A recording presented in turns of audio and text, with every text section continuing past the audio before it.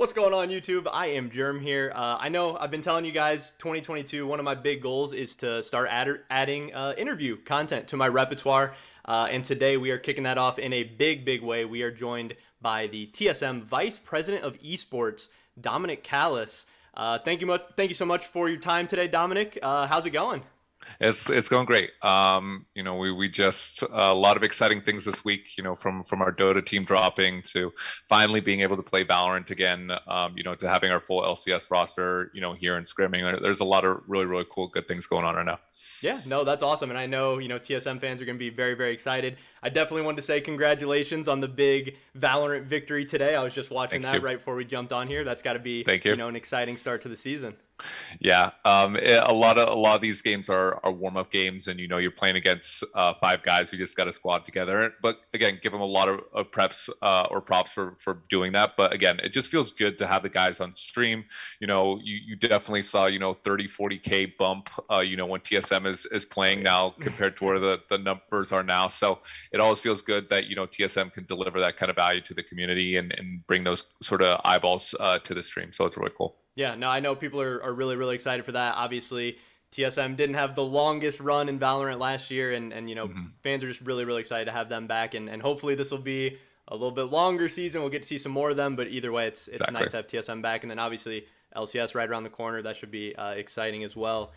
I want to start off. I know you've talked about this in some other interviews, but I think this is a good starting point of just like, you're the VP of Esports. It's a big, shiny title. Yeah. It sounds important, but it's not super descriptive. What Yeah. exactly does that mean? And I was also kind of thinking more along the lines of like, hey, if ABC goes well in the next couple of years, what can we give you credit for? If XYZ goes Yep. wrong, what can maybe we blame you for, or say that, hey, Dominic could maybe do this better? Yep, exactly. So I think the best way to explain it is that I am now basically since started here mid-December, oversee everything that is related to TSM Esports and our content creators, right? So I think that it basically means is like I'm the final sign off on all contracts. I'm the person that's needs to approve any sort of purchases and all those sort of decisions. Again, I'm very much of what's the word? I think it's called like servitude leadership, in the sense that like my big job is empowering my GMs and people that directly report to me to be successful, make their own decisions, and kind of run with it. And again, I think if I'm the person sitting here pointing directions, saying this player should be playing, this player should not be playing, then I have failed as a leader, right? Yeah. And so a big part of that is making sure that we have the right people in place that can help execute on all those sort of things. So, we have really good leadership on the League of Legends side with there'll be news actually coming out on that here relatively soon. We have a new assistant GM, which will be really exciting. And then I will probably be a little bit more hands-on on the LCS side, at least this year. And then on the PC side, we have Mike Scales, and he's also helping sort of oversee a lot of our content creators and manage that kind of process there. And then we have Jeff, who is basically overseeing all of our mobile initiatives. So those three guys, are really doing a lot of really cool things and doing the same thing that I want them to empower, their managers and their team managers underneath them to help execute on all that sort of stuff. So in the short of your question, you can blame me for everything. If anything goes wrong, again, the buck stops with me. And so I think that's kind of a culture I'm trying to institute too, is, I'll take full responsibility when things aren't going well. But that's also important to realize. It's like, look, that was a big reason why I was brought in, right? Was for me to help put in a lot of processes and operational sort of know-how to help make sure that things run smoothly and make sure that things, get back on track. And that will take some time, honestly, to get TSM to the point where I want it to be, where I envision it to be. But I think it can be accomplished this year. And so while we will work through a lot of these different changes and transitions, I think this is the year to get those changes put in place, get the right operations, making sure everything is running smoothly. And then here, my hope is, to still have some big wins in 2022, but for 2023 to be really exciting for TSM fans. Nice. Yeah. And I think that's awesome, that you're saying you want to take full responsibility and the blame and everything, but I'm sure there'll be plenty of people taking you up on that offer on Twitter and Reddit and all over the place. So that'll Yep. be interesting to see how that goes.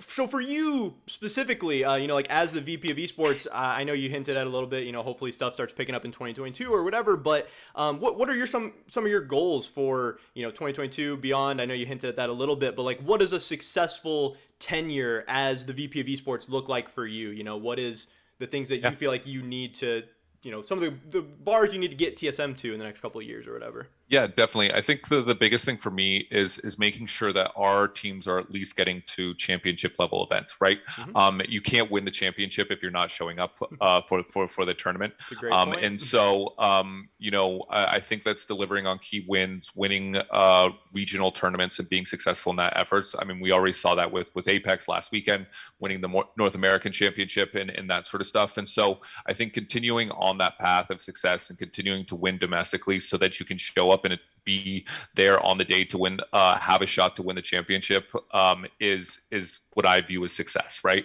And so again, I'm not going to sit here and promise LCS fans is like, yes, we are going to get to the finals of Worlds. Like that Right. is an unrealistic sort of goal as of right now. Again, I think the talent is here in North America where you can make deep runs at Worlds, but again, you can't make those deep runs if you're not showing up. And so I think that's for all of our tier 1 games across the board, to be making it to those championship level events. Again, some of our other titles don't have championship level events, and that's okay, right? Mm-hmm. But continuing to strive to be show levels of success in those games is still possible. And it kind of is a cop out because I guess championship season is October, November, December. But again, I think it's making sure that you're maintaining success through the year, not getting too highs, making sure you're maintaining that success throughout the entire year is going to be key to what I view as success here at TSM. Yeah, no, totally makes sense. And I know you started to talk about League of Legends and stuff a little bit, but I wanted to, jump into that a little bit more specifically. Seems like kind of an interesting time for the League of Legends team. Obviously, TSM League of Legends has, storied past of winning and always making it to finals and always, having high hopes going into Worlds and stuff. Maybe that's changed a little bit more recently, and kind of going through a rebuilding phase. This is a new thing for like TSM fans. So what should TSM fans expect? What are realistic expectations? What are some of your guys' expectations? Like how good should this team be? How good can this team be? How good is this team expected to be in 2022 and into the future as well?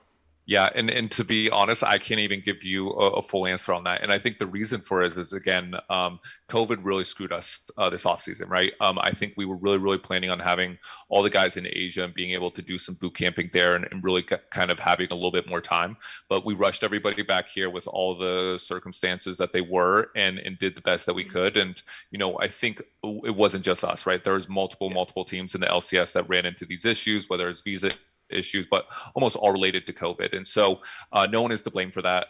But again, I think there's processes being put in place now here for me to make sure that we have a lesser chance of running into those issues in the future. So, I think this team can be very good. Again, I have a lot of respect for Parth and everything he's done here and the strategy that is going around, really building around Chowie here is, coming from the PCS and, replicating a model there with bringing in, two really young, hungry, ambitious people from the LDL and really making sure that they have an environment here where they can succeed. And so, yes, I continue to expect that, TSM, I continue to expect success from this team. TSM has, even though this is a young roster, there was still a lot invested into this team and into the strategy here, right, long term.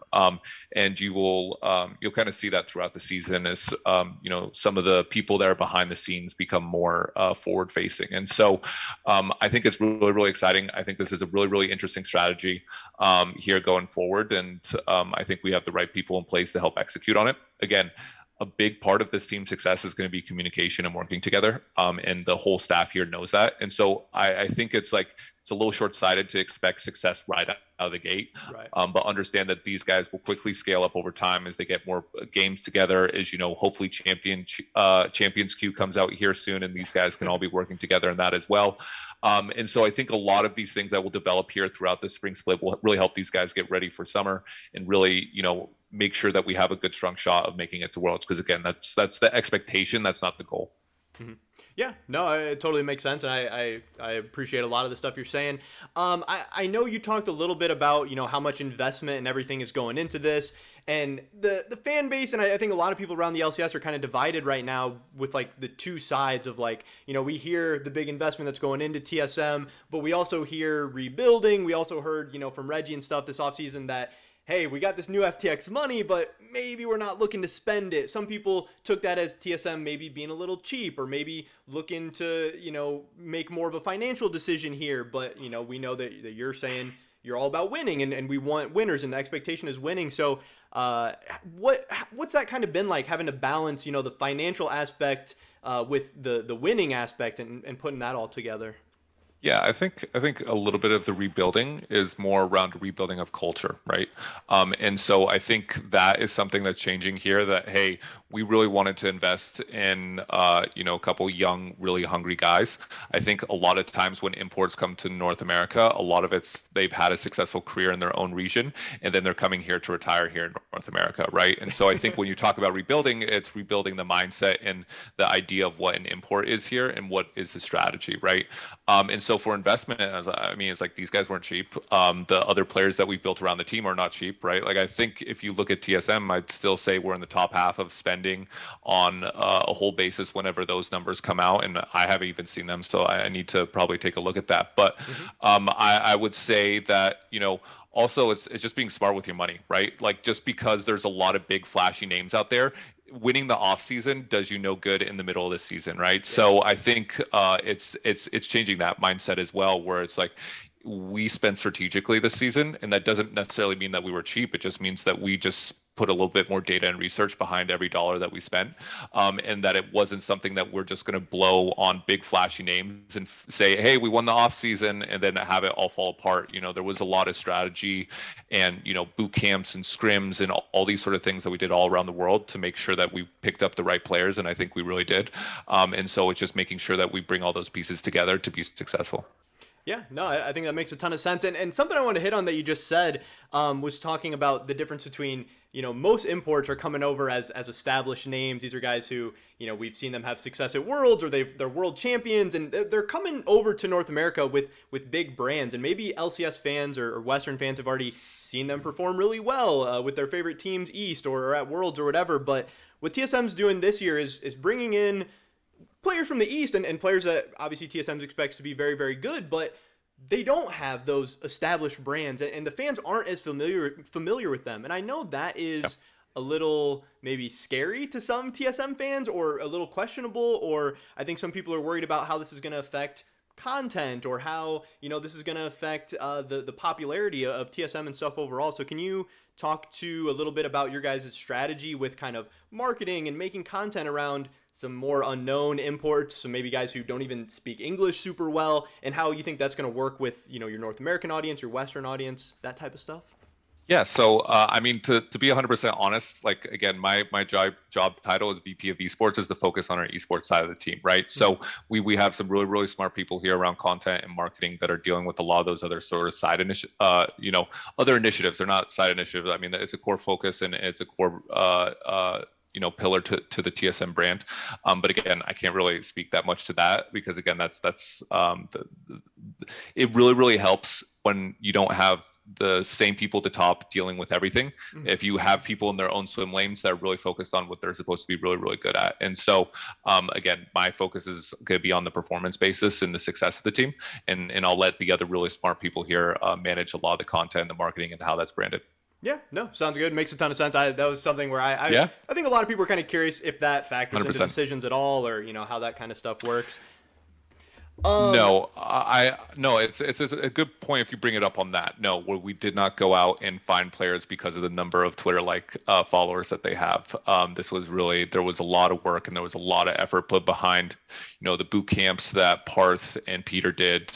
Were not only here where they were remote, but they traveled to South Korea, they traveled to China to make sure that we were doing all sorts of scouting, and it wasn't even just to there weren't even specific sort of players in mind when we initially started this process. It was really about resetting and rebuilding the culture and the mentality around scouting and really looking at and using data and analytics. And that's something that Parth has really started here and something that I can hope to continue. I think he came out with an amazing white paper on his thoughts about, development and all that sort of stuff. And so, I mean, that was a key part in contributing, and you saw how good he is with data and analytics and numbers. And so these are things that I will look to, try to replicate as well. Mm-hmm. Yeah, so I know you're talking about, we're not going out and looking for Twitter likes and stuff like that, but I know, some people maybe kind of read into, hey, there was an extra focus on the like Chinese players or the LDL or anything like that. Is that necessarily an area that you guys are keying on specifically or anything going into the future, or was it just, hey, these are the best players that we found available? I mean, look. I think if you gotta look at our whole roster as a whole, right? Like, yes, the 2 import slots are guys from China, but our coach is from the PCS region.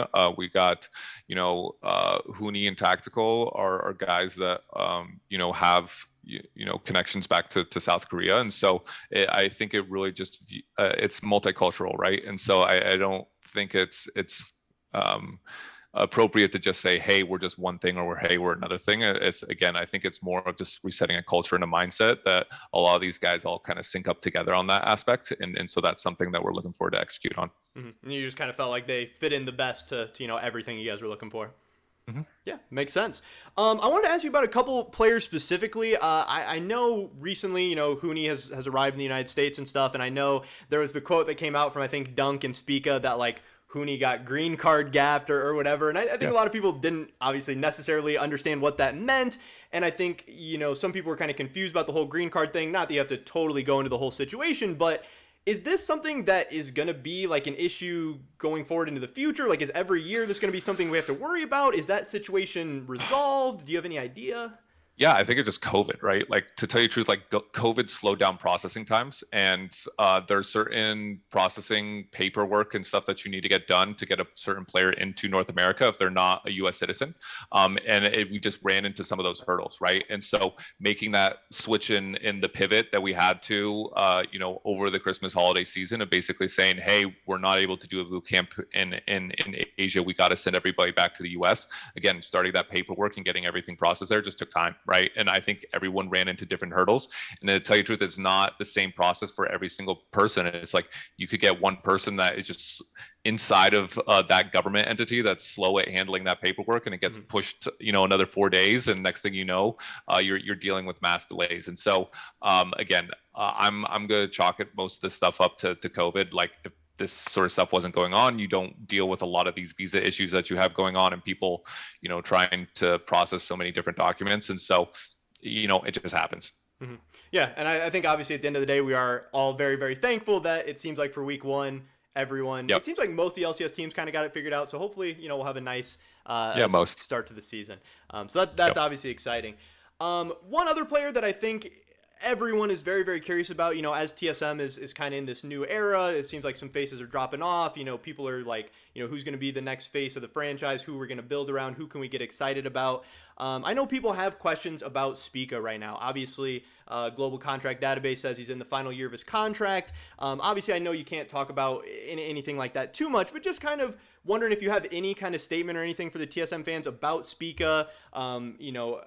I know people are curious, like, are negotiations going to be ongoing? Is there any progress? Is there, are things going well? Are things on pause? Are things going to be going on during the season? Kind of just anything you can say about the Spica situation. Yeah, I can say that Spica is an amazing talent, and we want him here at TSM long term. And we'll work through that process. And again, there's still quite a bit of time until his contract's up, and so we'll see what happens. Again, like I said, he's an amazing talent, and we hope we can get something figured out. Yeah, sounds great. I know he's obviously a fan favorite. People love him. I know TSM has a lot of, exciting and really great talent, but, he's somebody that everyone's wondering about. Everyone's going to be asking about all year long, I'm sure.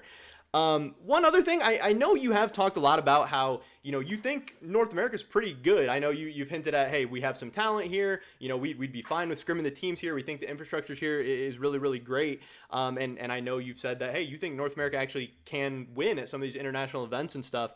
So I kind of had 2 questions there. Like, how far away do you really think, like, LCS or North American teams or TSM specifically is away from competing for a world championship or making some kind of deep run at Worlds? And what are some things you think specifically the region or teams could do to maybe better put themselves in that position? Yeah, definitely. So to tell you the truth, if you are making it to the highest level within the LCS, you are a competitive player that can compete on a global stage. I mean, look, we saw G2 and Liquid, at MSI at the finals, right? You see Cloud9 make it to semifinals multiple different times. And again, even when I was on GNG, like we were sweating when we were playing Cloud9, right? Like there's a good team there. There's good players. It's not like this is something that it's a walk in the park, right? And so I think a lot of times players bring a little bit of man, I play for NA, and they sometimes just see the names on on the other champions that they're playing against, and it's sort of like can sometimes actually be a bigger hindrance than Yeah. actually their talent themselves. They're like, oh man, I'm playing against Faker, or I'm playing against Doomby, right? Like I think when you see those sort of names, it sometimes gets into players' heads. But again, I think on the right day, under the right circumstances, a North American team can make it very, very deep at Worlds. And the skills there, and there are things that can be done here in North America to help improve that. And I think, one of the big things that, I probably shouldn't say publicly, but I'm probably going to push a lot for is that I really think North America needs to move back to a 2x3 scrim schedule instead of a 1 5-hour block, right? And so I think stuff like that is very standard in APAC, and it allows for you to not only just have a break and reset after 3 games, but it also allows you to sometimes scrim with different teams within a day if you want to try out different strategies, if you have different ideas. And that's just not something that's being done here, and it's very much of like, oh, we want to give the time to players in the afternoon. It's like it's 1 hour difference, and I'd rather have my players well nutritioned, because otherwise it's like those last 2 games, the game 4, the game 5 of the day, are just a waste of time if players are getting smashed, or if you're smashing another team and you decide to troll the event, right? Like I think simple things like that can go a long way. I think also the LCS and Riot are doing a lot to really improve the ecosystem here in North America. And I think even with their efforts and initiatives, at least like trying to push through Champions Queue and trying to do stuff to make and improve the environment here in Los Angeles is really commendable, right? You would be very surprised. It's like Riot, the LCS is trying. They're trying a lot, and they're trying to help support the ecosystem here. I think fans can sometimes not see all the effort that goes into it, but I know there's a lot of effort going into it. And so I think small changes can go a long way, but also there's no silver bullet that's going to fix everything. And to tell you the truth, when you're winning fixes all, and then you kind of look back, it's like, oh, we didn't need any of that sort of stuff, right? But because North America has been beaten down the last few years at international events, we're always trying to find, well, what's the cause of that, right? So also taking that with not taking the full brunt of that, and understanding it's like, hey, sometimes it was just the teams that we sent, and sometimes it was just the wrong day, right? And understanding that some of that stuff is just outside of your control, and there will be things that will happen at international events that you have no say over, right? Like I think you look at even the Fnatic situation as like, if you would have sent Fnatic on a different day at a different time under a different situation, they probably would have been a stronger team, right? So I think it's trying to group them all together. Well, this region's stronger, this region's stronger. It honestly comes down to the player, to the day, and how prepared they are on that day. And so anything can happen. Yeah, no, I know that obviously as like an LCS fan, I want nothing more than, for us to go and be successful. And, it's going to be, once we get there, it's going to be such a cool, awesome time for so many fans that have been waiting for those, experiences and everything so long. Right now, we're kind of living vicariously through Europe and stuff. So, I know a ton of fans are just like, yeah, we need some people in place that are going to just close that small gap or that big gap or whatever. So That's obviously something people love to hear about. I know I've heard you talk a little bit about, some esports decisions that TSM makes. Obviously the financial aspect matters for what esports you guys want to get into and what you're going to focus on and everything. So I wanted to ask, I don't know how much you can say, but some of your thoughts about the LCS and stuff in general, because I know some fans are kind of worried about the future of the LCS, or, we look at viewership numbers, we look at, season 4 or 2015 or whatever, things were so great, now stuff sucks. Can you kind of give me some of your thoughts and opinions, or TSM's thoughts and opinions about the overall state of the LCS? Are things, is the future bright? Is there some work we have to do? Can you talk about that at all? Yeah, again, I think again, Riot has done an amazing job posting year over year viewership numbers that make it the biggest esport in the world, right? Hmm. And if you are not in, if you are not in League of Legends, again, it's really hard to be considered a top tier esports org. There are some out there, but again, I think being in the biggest esport in the world is very crucial to that, right? But that also means that making sure that all the four major regions are also succeeding in that as well, right? And I think it's really, really hard to look at, hey, there's been a dip in viewership. Is it actually due to a lack of, interested fans? Is it due to a lot of the negativity that's been in the space and a lot of people just trying to step away from that? Yeah. Or is that due to, gameplay? There's a bunch of different factors and things that you can be looking at. I can say in my short stint, which has been a month and a half, right? It's been an absolute pleasure with working with a lot of people at the LCS. They truly care, right? Like I think that's something that is not conveyed enough, but the people there from bottom to top truly care and want to make this ecosystem the best ecosystem in the world. And to tell you the truth, I think a lot of that just doesn't go appreciated, right? And so there just tends to be negativity, negativity, negativity, and a lot of it's from ex pros or people who are no longer in the scene but still love playing the game, right? Right. And a lot of that drives clicks and a lot of that drives content. But to tell you the truth, that's also on the teams. That's also on everybody here within the LCS that you need to win at international events to drive excitement, right? Like, don't expect everyone to just hang around if you're not going to show something for it. So I think both parties are to blame for that. I know one of the big things that I'm going to just be working on is working with Riot as close as possible to help on some of the initiatives that they're pushing for to make the scene and the broadcast better. And that, TSM is obviously going to be doing everything in its power to try to win and hopefully get back to an international stage, because when TSM is at Worlds, Worlds is just better. And Absolutely. so, yeah, and so I think as long as that's kind of our core focus there, then, you got to kind of let some of the other macroeconomic things, let them fall where they lay, but try to do your part to help and improve the scene as a whole. Yeah, I think that's awesome to hear. I know, myself, I'm a huge fan of the LCS. It's been such a big part of my life the last couple of years, and I know so many people have had that experience. So, we want to see this thing continue to thrive and flourish, and it is definitely kind of going to take everyone involved in that process. So I think that's really, really cool to hear. One other thing, something super kind of contentious, I guess, in the community right now is Lock In overall. I think Mhm. last year everyone would say for the most part Lock In was a smash hit success. There was Yep. talks of like, hey, is the LEC going to do a preseason tournament? This thing's so cool. This is awesome. This Yeah. year, kind of the exact opposite. Yep. Kind of wondering what you think about Lock In. Do you think it's a good idea, bad idea? Does TSM find it super beneficial, waste of time, anything in between?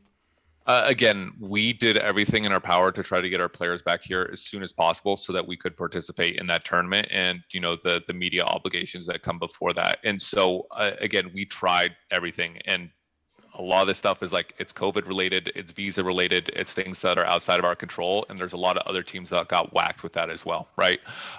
And so I think, again, I think I've talked about this on a few other processes, but a few other interviews, but Mm-hmm. a big focus for us going forward is setting up a regular cadence and a schedule for scrimming overseas, and that is going to be making sure that we're going to be heading to China for December, to be scrimming over there, and just because again it's a really great environment where we can guarantee a bunch of scrims and practice schedule, but that also means that we have an end date and making sure that we're back in the States earlier so that we don't run into these issues again, even if there is COVID incident and all that sort of stuff, right? Mm-hmm. And so it's making sure you're taking those steps so that you can participate in lock-in events with your full roster in the future. And I really hope that other teams, take those steps, take those processes so that we don't run into this issue again next year. And my big hope would be that all the teams that are in the LCS next year are have their full rosters, are ready to compete and lock in and make it a really, really exciting event.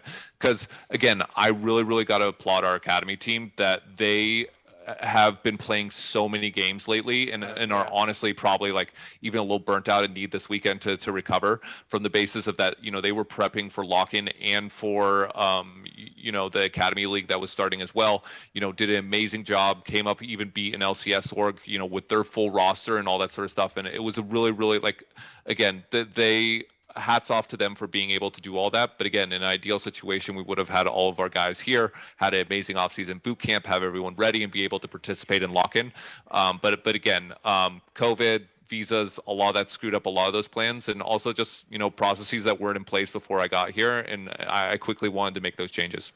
Yeah, no, and I think that's a great point that I think a lot of people don't think about is like, hey, they saw the academy team getting the shot in the LCS, and everyone was so excited. And it's a great opportunity, but yeah, I mean, these guys are humans too, and that's a lot of pressure and Yeah. expectations. And then yeah, they have this extra schedule, and it's crazy. So yeah, definitely hats off to them for stepping in, and obviously that win had to be super super exciting for you guys, for them, Yeah, everybody. everyone here was jumping up and down. I mean, the camera guys were here. It was, the whole office was here. It was a big celebration. It was really really cool experience to see.